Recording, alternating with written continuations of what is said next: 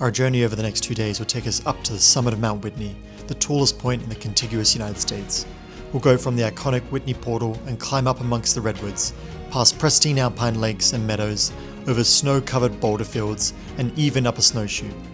We'll experience changing mountain weather, bouts of exhaustion, and altitude sickness, all while taking in the beauty of the Sierra mountain range. Join us for a hiking adventure.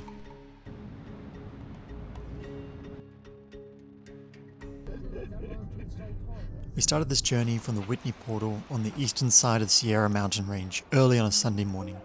The hike will take us 2 days over 22 miles, including a night stay at 12,000 feet at trail camp. We had planned, prepped, and trained, and now it was time for action. So this first day is 6 miles and 3,800 feet of elevation gain. Steep, but we're going to take it nice and slow and steady.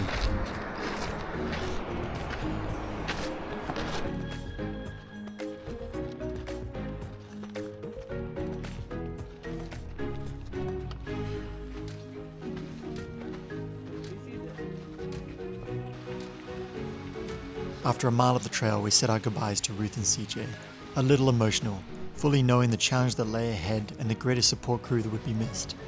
The trail quickly ramped up here as we began our first set of switchbacks up the valley. While this entire hike may not break any records in length, its true test lies in its speed of elevation gained. You get a true sense of this with constant uninterrupted views back down towards the portal and Lone Pine beyond. No worries.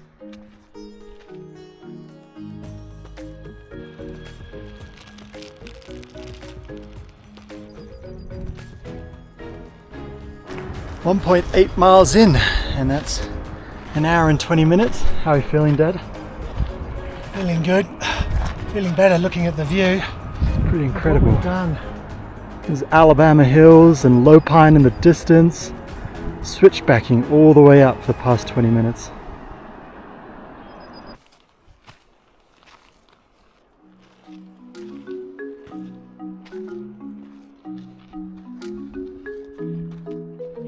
We spent the next hour continuing on switchbacks, heading up through the last cluster of trees. We were still high on the adventure spirit, excited for miles ahead. We filled the time with stories from the past year, catching up on our lives and making observations of the beauty around.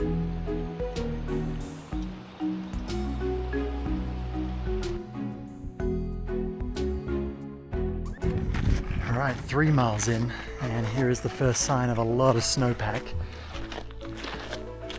Dad walking past it up ahead.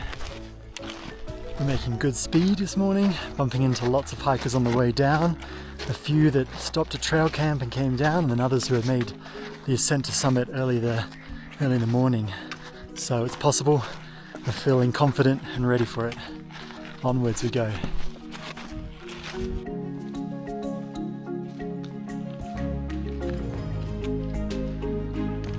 We soon came across Outpost Camp, an option for hikers who either take 3 days or prefer to stay lower. This portion of the trail was full of river crossings, which were steadily growing with the increased snowmelt. The rivers and streams also provided much needed respites from the increasing heat of the day as it wore on. Before long, we stopped at Mirror Lake for lunch.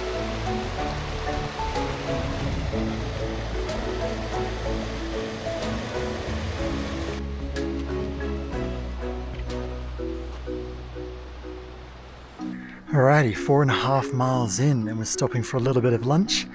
Beyond me here is Mirror Lake, and we know that about 1.5 miles up the trail is trail camp where we'll spend the first night. So we've really broken the back of this first day's hike to make a little bit of lunch here, and then make our way up, keeping the energy levels high. I think we're both feeling generally pretty good.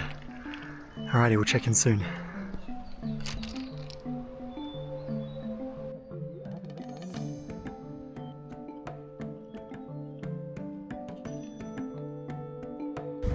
And that's lunch done, back to the trail.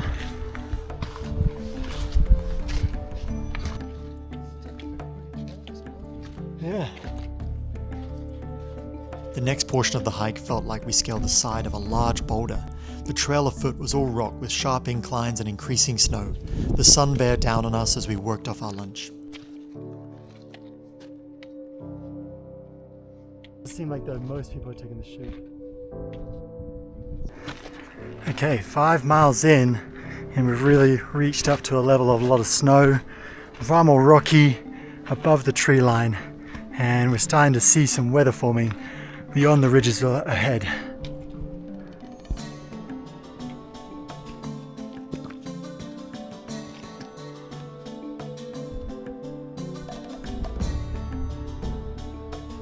And that weather bloomed before our eyes like a painting on the sky beyond. It was both staggeringly beautiful and fear-inducing. We both debated whether it would grow beyond the ridge towards our path or sit in the distance, out of harm's way. We trailed on, but our progress slowed as we traversed snowfields as we neared the camp for the day.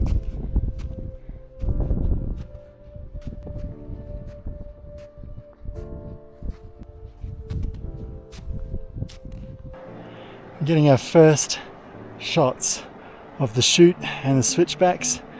The path will take tomorrow morning all the way up there.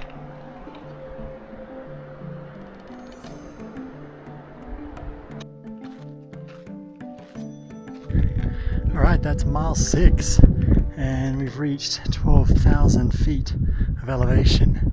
Really starting to feel it now. The altitude is kicking in, but we're working our way through some of these snowfields. The good thing is that they're really heavily trodden, and then across some of the heavier rock fields as well. It's really good climbing. This is a really good experience. See Dad up here ahead.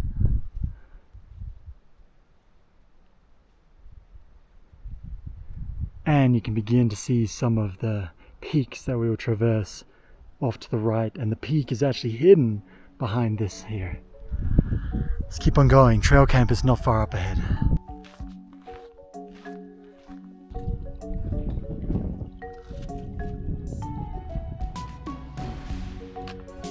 There. And we reached trail camp in the early afternoon and luckily had our choice of the rock patches to call home for the night. The small boulder walls made by previous tenants alluded to the strong prevailing winds faced at the camp each evening. Our spot had a lovely seat, it felt well protected and below a small wall and rock face, and even had views back down towards the valley. We began to refuel from the day's hike with warm drinks and snacks, all while unpacking the day's adventure and beginning to plan for the following.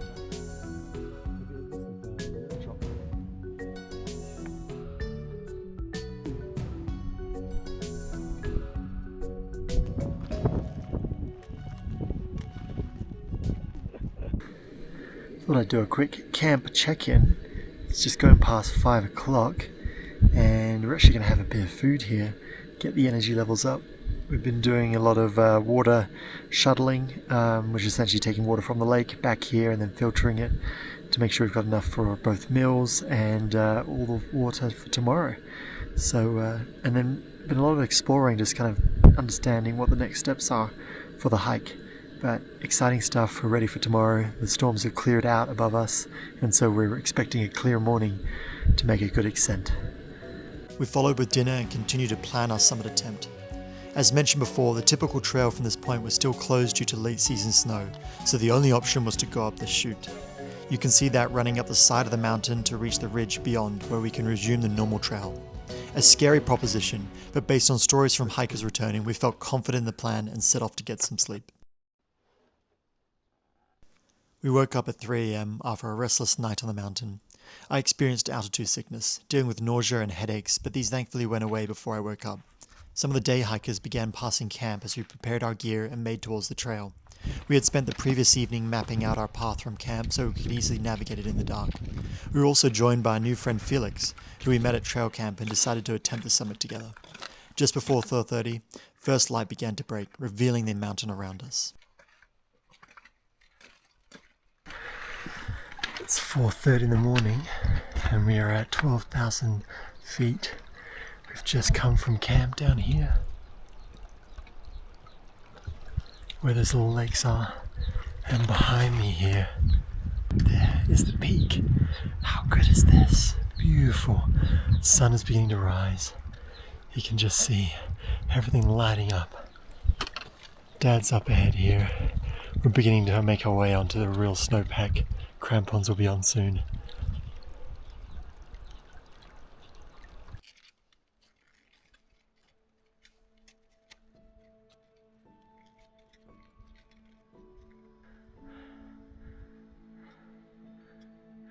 Crampons are on. Look at that view. And the hardest part of the hike was now upon us. The chute had always loomed as a distant unknown, which we now had to confront.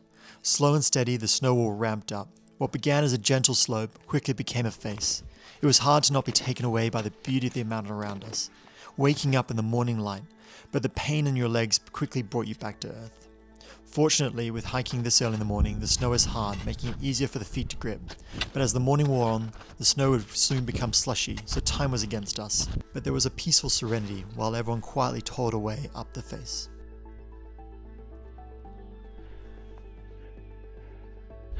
Welcome to the side of Mount Whitney in the chute.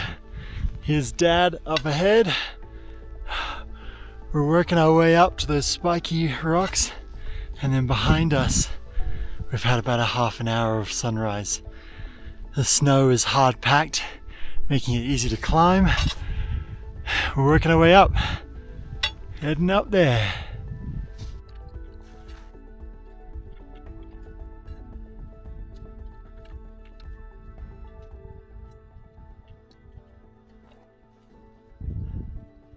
I was still smiling, but at some points you would look up and feel as if no progress had been made.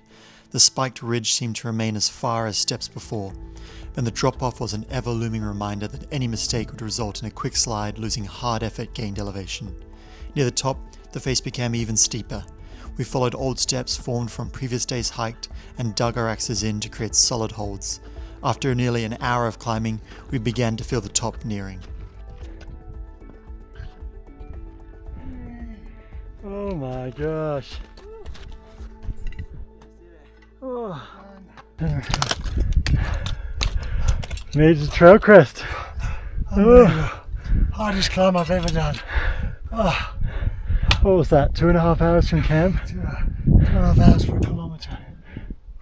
And look at the state of this. Camp's down there. Camp's right down there. Well done, Felix. Hey, we made it. Felix. We spent a little moment here catching our breath, taking in the views and prepping for the next portion of the hike. An accomplishment and memory we would all share for time to come.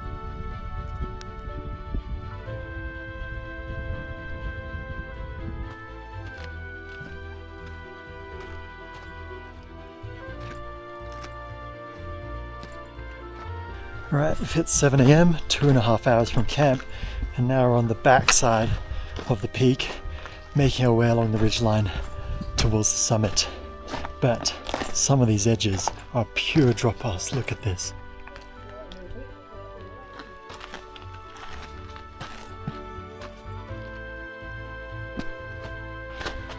Tough to put into words,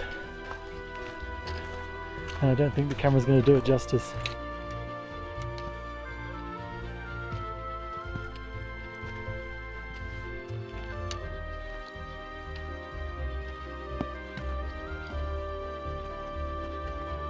The next portion of the trail followed the back side of the mountain's ridge, offering us fantastic views out towards the eastern Sierra mountain range. We marveled at the beauty as we navigated the carefully constructed trail on the mountainside. As we rounded each corner, a new challenge was presented, but we continued on with the mission in sight. The sun now baked the openings in the ridges, providing much needed warmth and almost guiding us towards the bare summit ahead.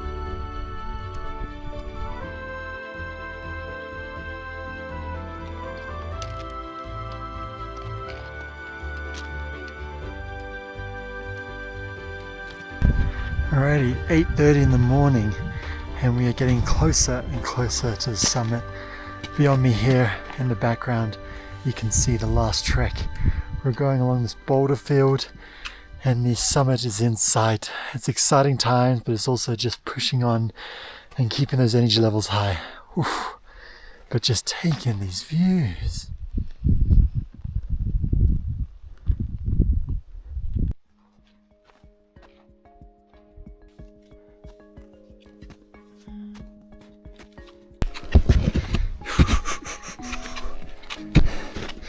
Our final ascent.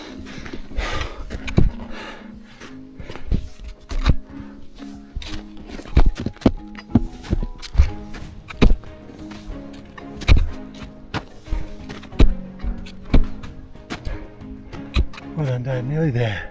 You can sense it. There's Felix behind. Almost there. By this time, Dad had started to experience some real altitude sickness and was beginning to struggle in the last mile. We had hiked up into the 14,000 foot threshold, and you could really feel the difference. Combine that with the exhaustion already placed on the body from the chute, and it made for a tough final section. Alas, the peak was just ahead. We slowly made our way onto the mountain's bare summit, over a boulder field which felt as if you were on another planet. We used the summit's small hut as a waypoint as I began to take in the unobstructed views around us. And it was beginning to feel real. We were beginning to reach the top. We had beat the chute, fought off the altitude, wrestled through the exhaustion, and conquered the highest peak in the contiguous US. Welcome to the peak of Mt Whitney.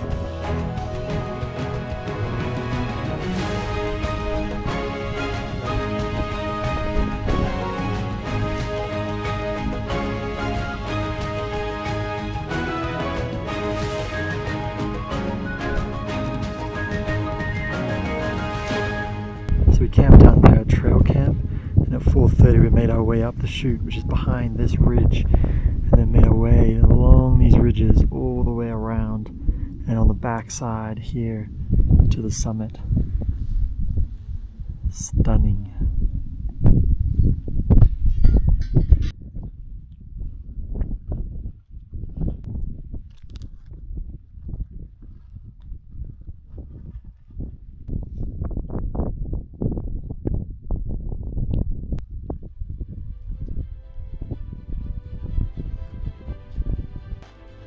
After some time at the top rejoicing in the accomplishment, we hurried down off the mountain, beating out the afternoon storm. This included glissading down the chute, which is essentially sliding down on your backside using your axe as a brake and a steering wheel. This was probably the scariest thing I've ever done, and was another reminder just how steep this snow wall got towards the top. We packed our tent at the trail camp and returned back down to Whitney Portal with Felix. We shared stories with fellow hikers beginning their days up the mountain and reminisced on the morning's adventure. Our bodies were tired but masked with the excitement of reaching the bottom. Before long, we reached the portal. A wonderful journey, far better than I ever could imagine. 354? 254, yeah. Done. Done.